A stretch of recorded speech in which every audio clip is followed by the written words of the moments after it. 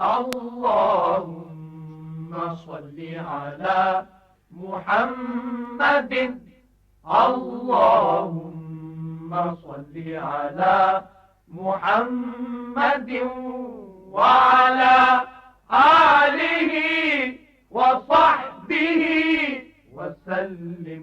معروف عالم دین اور سابق ڈائریکٹر جنرل دعویٰ اکیڈمی ڈاکٹر سہیل حسن.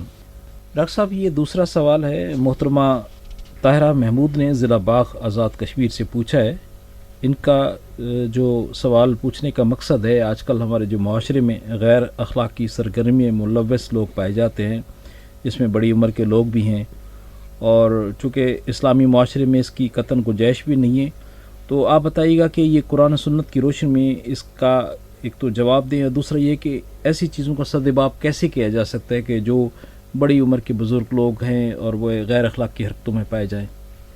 جی ہاں، یہ بہت ہی اہم مسئلہ ہے، اور آج کل ہمارے معاشرے میں انہی جو کہہ لیجئے موبائل کی وجہ سے جو چیزیں پھیل گئی ہیں کہ ہر چیز جو ہے وہ نیٹ کے ذریعے سے منتقل ہو رہی ہے، کہ اس میں کہیں وہ فلموں میں ہیں، ڈرامے ہیں، مختلف قسم کے کلپس ہیں، اور ہر طرح کی چیزیں جو یعنی کہ کوئی اس پہ روک ٹوک نہیں ہے وہ اس میں آ جاتی ہیں. اسی کی وجہ سے مختلف جنسی ہراسگی کے مسائل پیدا ہو جاتے ہیں، اور اس میں جو سب سے اہم مسئلہ ہوتا ہے کہ وہ بچوں جو ہیں اس سے متاثر ہوتے ہیں، جو معصوم بچے ہوتے ہیں، اور ان کے ساتھ پھر اس قسم کی ہراسمنٹ کی جاتی ہے جو کہ انتہائی خطرناک ہوتی ہیں. اور ہوتا بھی یہ ہے کہ وہ گھر والوں کی طرف سے ہی ہوتا ہے.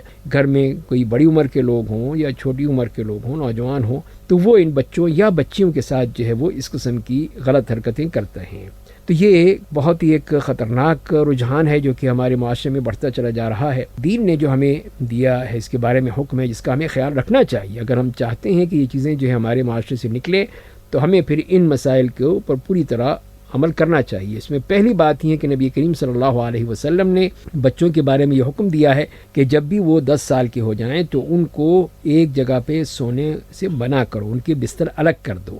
بستر الگ ہونے چاہیے تاکہ وہ کسی قسم کی کوئی ایسی حرکت نہ کر بیٹھیں جس کی وجہ سے وہ غلط کام کرنے لگیں.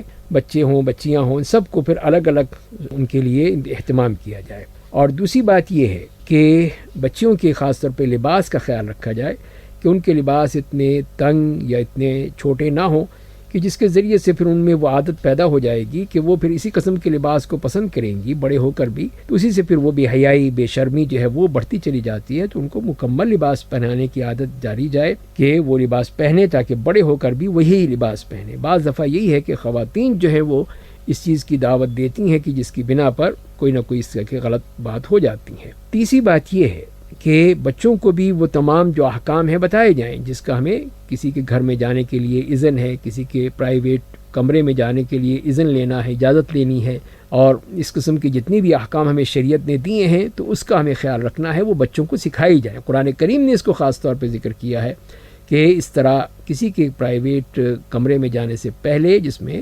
شادی شدہ جوڑا کوئی موجود ہے تو جب تک کہ اجازت نہ لی جائے اس میں نہ جایا جائے. تو اس کو سختی سے منع کیا گیا ہے. اور پھر یہ ہے کہ بچوں کا جو یہ ٹین ایج جو ہوتی ہیں یہ بہت ہی خطرناک ہوتی ہیں.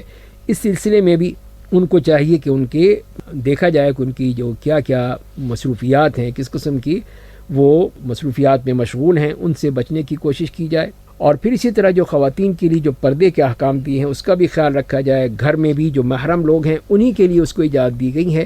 جو نامحرم ہے تو ان کو اجازت نہیں دی گئی. اس قسم کی بے تکلفی ہونا، چاہے وہ قریبی ہوں، شوہر کے جو رشتہ دار ہیں، شوہر کے بھائی ہیں یا اس کے رشتہ دار ہیں، ان کا جو اس طرح کھلا آنا جانا ہے اس کی وجہ سے ہی مسائل پیدا ہوتے ہیں.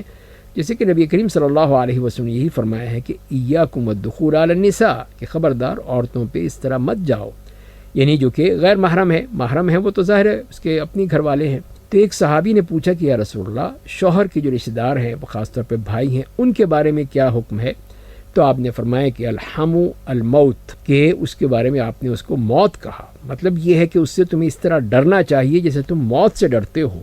اس کا تمہیں خیال رکھنا چاہیے کہ اس میں پھر وہ کھلی چھٹی نہیں دینا چاہیے کہ یہ شوہر کا بھائی ہے یا اس کا رشتہ دار ہے، اس کی وجہ سے اس کو کھلی چھٹی دے دی جائے یا ہر وقت وہ آ جا سکتا ہے. اسی سے مسائل بڑھتے ہیں اور اس طرح کے بہت ہی خطرناک قسم کے مسائل بن جاتے ہیں. تو لہذا جب تک کہ ہم ان تمام پابندیوں کو سامنے نہیں رکھیں گے اور اس کے مطابق تربیت نہیں دیں گے اس وقت تک یہ مسائل بڑھتے چلے جائیں گے. لہذا ضرورت اسی بات کی ہے کہ ہم پوری طرح اس کا خیال رکھیں، اپنے بچوں کو اس کی تربیت دیں، خواتین کو تربیت دیں، اور یہ بتائیں، اور وہ چیزیں جس کی وجہ سے یہ سب کچھ ہو رہا ہے، جیسے کہ خاص طور پہ آج کل کے موبائل کی وجہ سے، ان سے پھر ان بچوں کو بھی اور بڑوں کو بھی بچانے کی ضرورت ہے کہ ان کو اس قسم کی اجازت نہ دی جائے یا ان کے اوپر نظر رکھی جائے کہ وہ کس قسم کی چیزوں کو دیکھتے ہیں۔ اللہ تعالیٰ ہدایت عطا فرمائے۔